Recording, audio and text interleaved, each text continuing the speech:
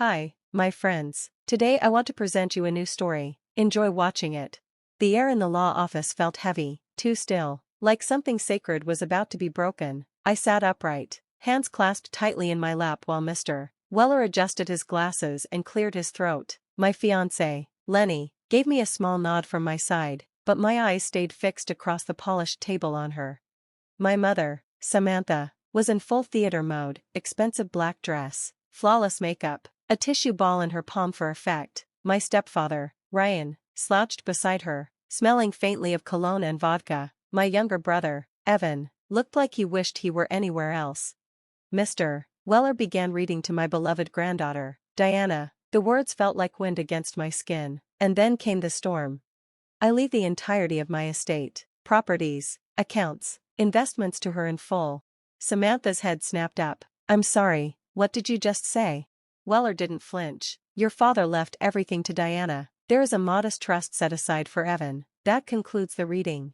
Rayan blinked. That can't be right. Where's the rest?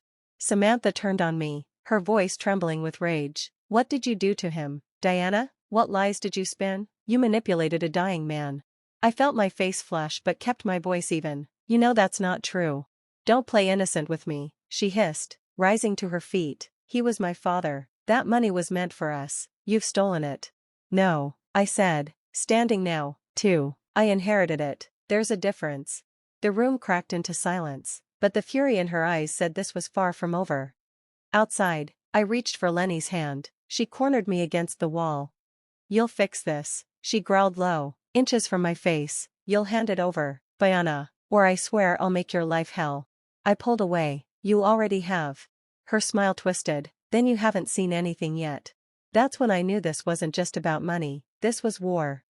It began 3 days after the will reading, quietly, like a shadow creeping under a locked door. My work email lit up first. An anonymous complaint had been filed with HR accusing me of unethical financial behavior and possible fraud. I read the message twice before my breath caught. I worked in nonprofit finance. Allegations like that didn't just stain, they destroyed. Someone's trying to ruin your name, Lenny said, his jaw tight as we sat in my car after the HR meeting. You know who it is. I did. No one else had that kind of venom.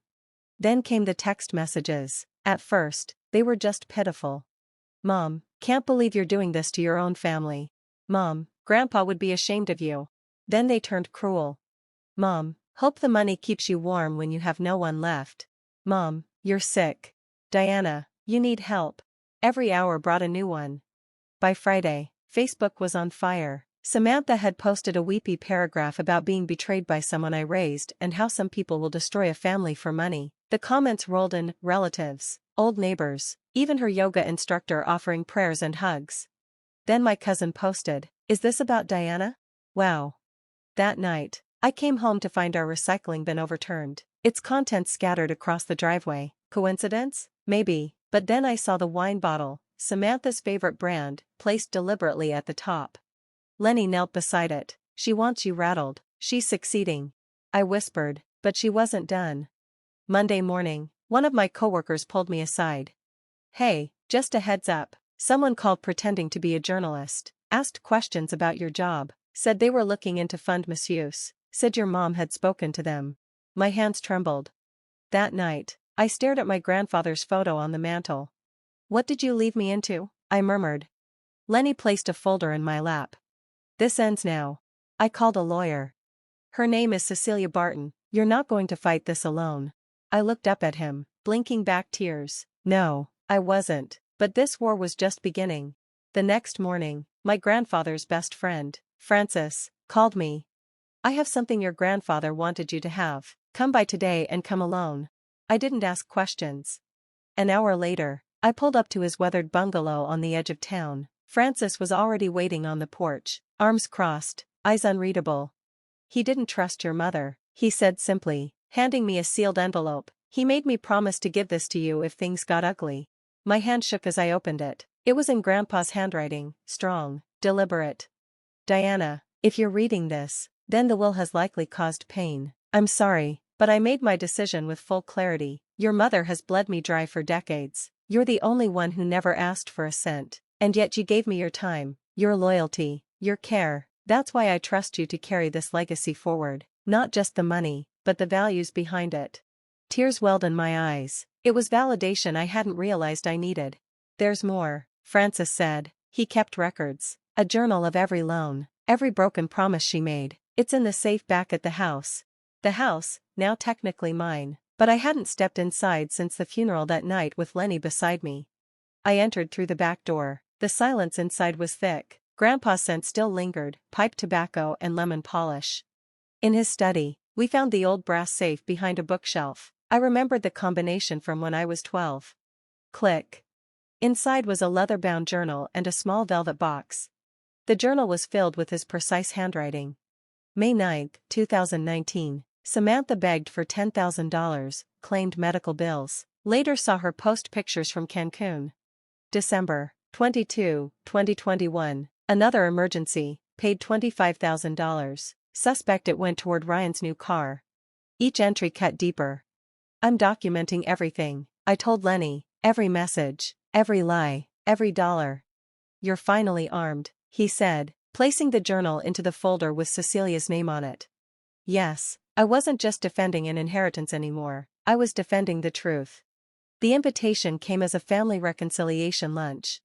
I knew better. Lenny squeezed my hand before I walked into the private dining room. Text me if anything feels off. Inside, Samantha sat at the head of the table, flanked by two men in suits. Ryan was there too, already sweating and glassy, probably half drunk. Diana, Samantha said, her voice honey-slick, we just want to talk. I didn't sit. The man to her right opened a folder. We represent the family's interests. For unity's sake, we propose a redistribution. Diana retains 25%, the rest is split among immediate relatives. Samantha smiled. It's only fair. I met her gaze. You want me to surrender 75% of what Grandpa entrusted me with? You manipulated him. Ryan slurred. He wasn't in his right mind. I pulled a sheet from my purse, one of Grandpa's journal entries. This is from last year. He wrote Samantha demanded another $15,000, said it was for rent, later spotted her bragging about spa renovations. The men exchanged glances. Samantha's smile dropped. Where did you get that? There's more, years of it. The second advisor shifted uncomfortably. Our involvement assumed good faith. Cecilia entered then, sharp and composed. And what you're doing borders on coercion. She cemented the shot to her feet. She's lying, this is a setup. Cecilia leaned forward. If harassment continues, we'll be filing an injunction immediately. The two advisors stood. We're done here, one muttered, collecting his papers. As they exited, Samantha turned to me, trembling with rage. You ungrateful little. I'm not your pawn anymore, I said calmly, and I'm not afraid. Then I walked out, letting the door close behind me like the final word. Weeks passed since the ambush, the noise died down, but Samantha's silence was louder than her rage had ever been. I channeled the storm into something Grandpa would have been proud of. The journal entries, the letter, and the will, Cecilia used them to finalize everything. My inheritance was secured legally, ironclad. But I wasn't here to hoard. With Cecilia's help, I set up the Harold Winslow Foundation, funding young entrepreneurs from struggling families, those who reminded me of how Grandpa once helped me sell lemonade from a cardboard stand. Jason's cousin's college fund was the first check I wrote. A modest monthly stipend went to Samantha, more out of decency than duty. She won't thank you, Lenny warned gently. I'm not doing it for thanks, I said. One evening, I returned to Grandpa's house, my house now, and found a small envelope slipped through the mail slot. No return address, just one sentence inside, written in familiar script. Maybe you were the only one who ever really listened to him. Mom, no name, no apology.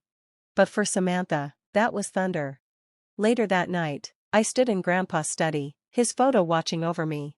I kept my promise, I whispered, I made it matter. Lenny appeared at the doorway. What now? I smiled, resting my hand on the journal. Now I build, just like he did. Friends, what do you think of this story? Write your opinion in the comments. Would you like more stories? Don't forget to subscribe and hit the bell button so you don't miss any videos. See you tomorrow.